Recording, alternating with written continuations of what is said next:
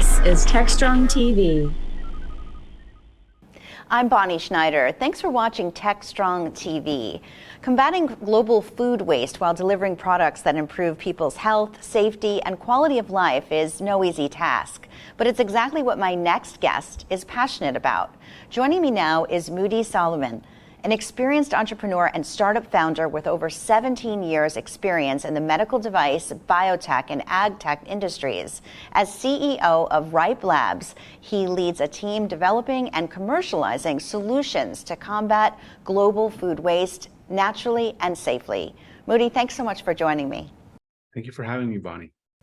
Well, tell me all about Ryp Labs. How did you get started with this, and what is the company's mission? Yeah, absolutely. So, Bonnie, when you look at food waste and the impact that food waste has, not just from an economical standpoint, but also from a social and environmental standpoint, the statistics are just staggering. Every minute, we are wasting enough food to feed over 1 million people, literally. And that very same food waste ends up in landfills releasing over 6,000 metric tons of CO2 gas. And to put it in perspective, here in the US, all of the uneaten food that ends up in those landfills releases twice as much greenhouse gases as all US commercial flights combined. So really, it's a huge problem. It's not just an economical, social, and environmental problem. And so when we looked at this, we realized that the current food supply chain system is unbelievably inefficient. We experience losses all across the supply chain, from the farm all the way down to the consumer. And it amounts to over $2.6 trillion of losses every year.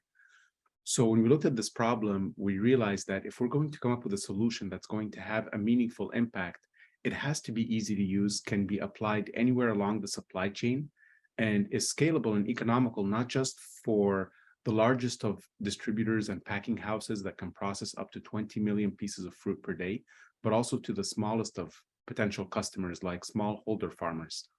And so what we ended up developing at Ryp Labs is a natural and safe bioactive formulation that you can simply apply to the surface of a sticker. You take that very same sticker, peel it, apply it to your fruit or a package of your fruit, releases the natural and safe bioactive compounds in the vapor phase, protecting that fruit and in some cases doubling the shelf life of that produce. Well, that's appealing to have extra time with your food. I mean, and I agree with you. You know, I did research on this. I wrote a book about climate change, and I was surprised to see how much food waste is an issue. And I think most people would be as well. And sometimes it's often preventable, just like you mentioned about produce, just not over shopping, you know, not letting things go to waste. Is this something that you noticed in your own personal life about food waste? Like, what drew you to this area? Yeah, so very, very good question. I actually I come from the medical device industry. That's where I spent most of my career. And so when we looked at with my business partner and co-founder Steve Haltang, we wanted to start something.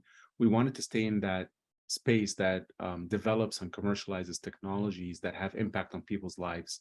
And when we came across this concept of a sticker that you can apply to fruit to extend the shelf life, we started digging a little deeper into the problem. And of course, what we realized right off the bat is it's something that affects every single person on the face of this planet, literally.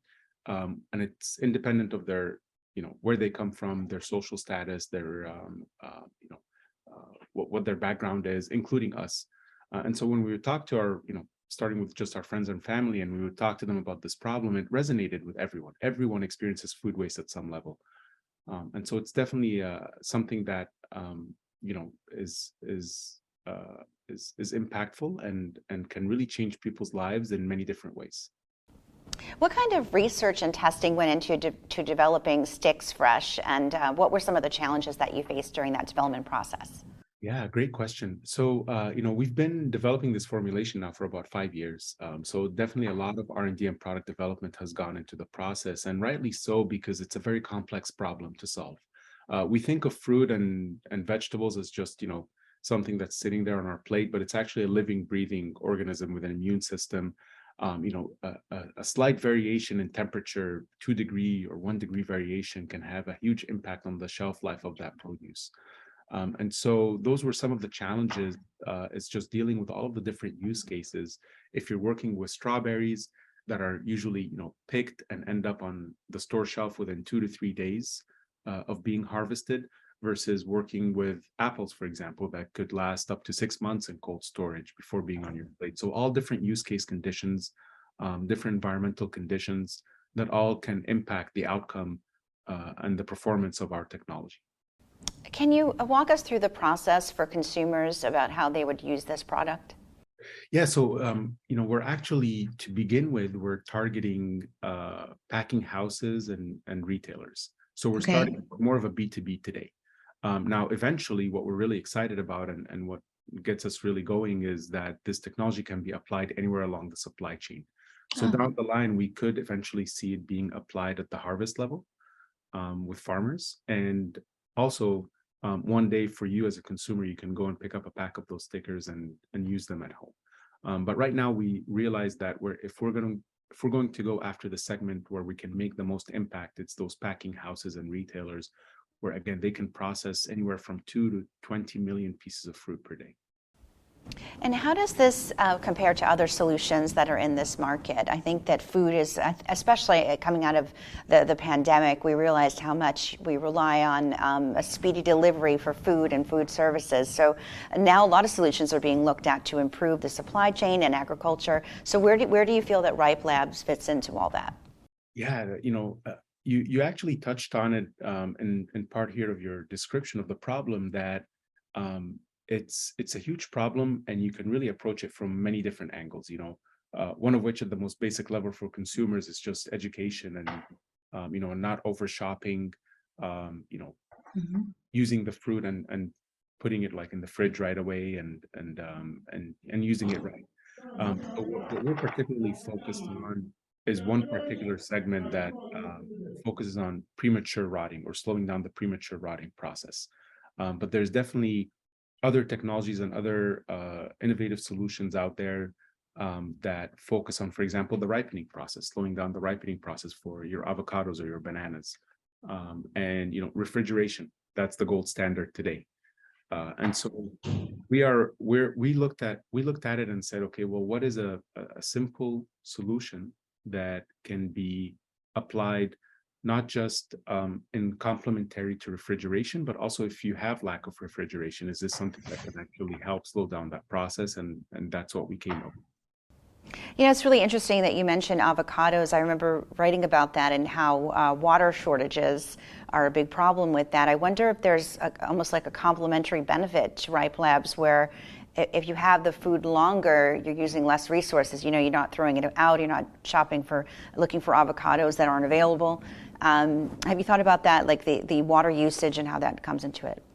Absolutely, because now, one of the big things that we're not aware of is exactly that: how much water is used to growing our food. And then you start also looking into other resources like transportation costs and all of the energy that just goes into growing that one piece of avocado.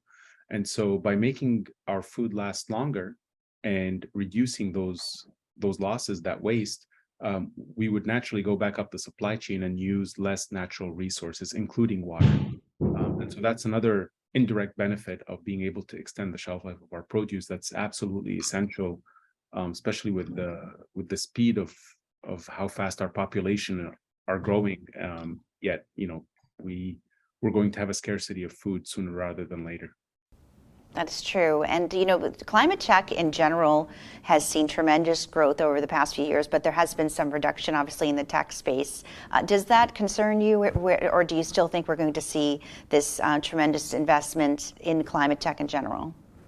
Yeah, in fact, I think, given the economic conditions that we've seen, especially throughout 2022, climate tech has been one of the sectors that has been resistant to those issues and those challenges. And it's just because I think it's not just an innovative solution that's a nice to have.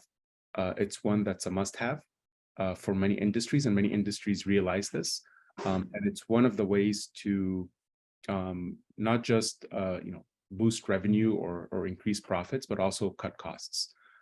And so many industries recognize that. And so continue to invest quite heavily. And we're just, I think, seeing the tip of the iceberg here of what's possible. It's really interesting, Bonnie, because when we started in this industry 5 years ago, and we would approach those packing houses and retailers. You'd go and talk to their R&D team, and it's like an R&D team of a few people that's working on everything, from shelf life extension to the machinery that they use in their warehouse, to everything else that's R&D related. And you fast forward a few years later, and what we're already starting to observe is they're starting to peel out teams that are just solely focused on sustainability and shelf life extension. And so we're actually seeing a trend in the industry where they're realizing the importance of focusing on that particular part of the segment. So it really seems, I mean, not to use a play on words, but you've hit a sweet spot, in this climate tech space where there is a need. Many people that are watching this are working in DevOps or other areas of IT, and they may have ideas that they'd like to explore in the startup world. Do you have any advice for people just kind of starting out? Yeah, always. I would say, first of all, look for a real problem that really needs solving. Often what ends up happening is you have very smart, very capable people. They come up with a really cool solution, a really cool technology, and then they go out in the market and they start looking for a problem that solution could solve. Whereas find the problem first and then start looking for a solution. So that would be my first piece of advice, and I think it would really help them, solve that product market fit right from the start. I think that is really good advice. Moody Soliman, it's a pleasure to speak with you and learn more about Ryp Labs and all the innovative work that you're doing in this food space and new technologies to make our favorite fruits last longer and reduce food waste. Thanks for joining us on Techstrong TV. Thank you so much for having me, Bonnie. Pleasure. Okay. Stay with us. We'll have a lot more coming up.